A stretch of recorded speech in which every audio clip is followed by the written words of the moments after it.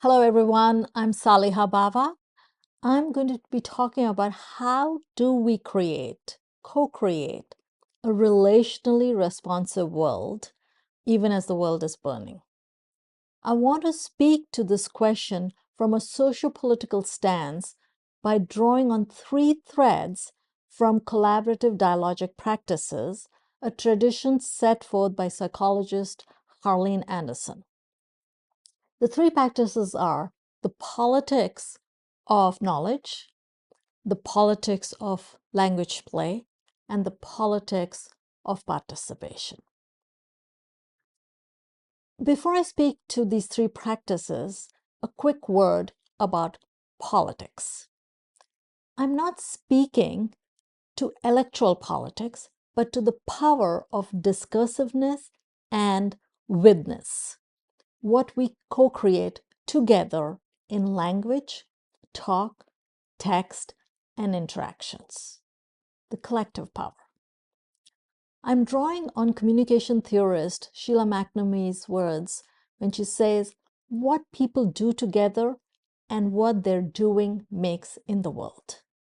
So it is an activity-oriented approach to power, where power, drawing on a Foucauldian analysis, circulates rather than is an object or something we possess.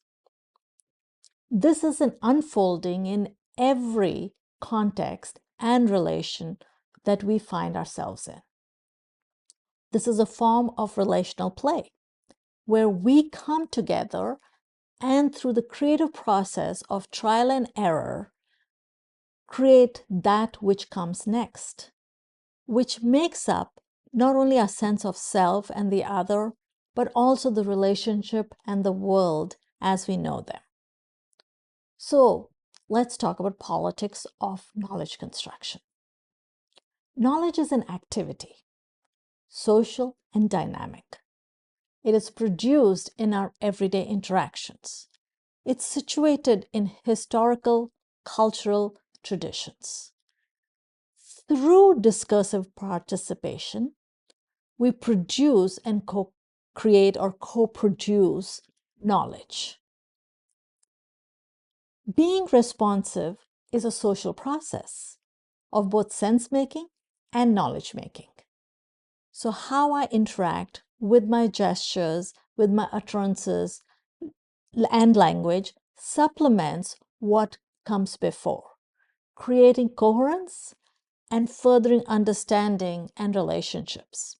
Or it can also create dissonance and divisiveness. This is the presence of discursive power, which brings us to the politics of language play. Language is a negotiation site. Language serves as a primary space where identity and meaning are continuously negotiated and reshaped.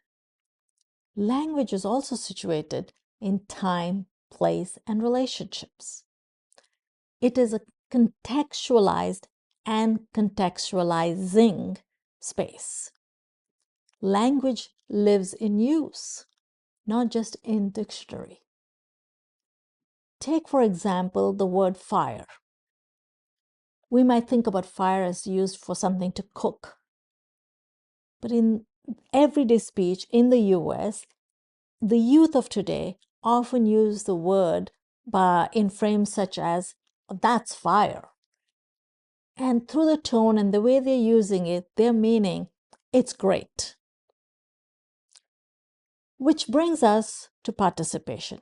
How do we respond when something is spoken or uttered? Politics of participation.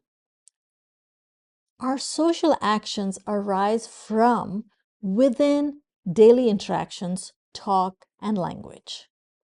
Participation is at the heart of relational responsiveness. As systemic relational family therapists, we know that what we punctuate creates an interactional frame within which social relational actions unfold.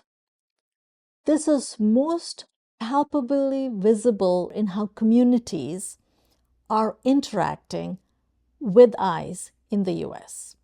And how we make sense of this is a site of meaning and mattering. I could say much more, but we'll pause for now. Every interaction is a political site of knowledge, language play, and participation, shaping our sense of self and the world around us.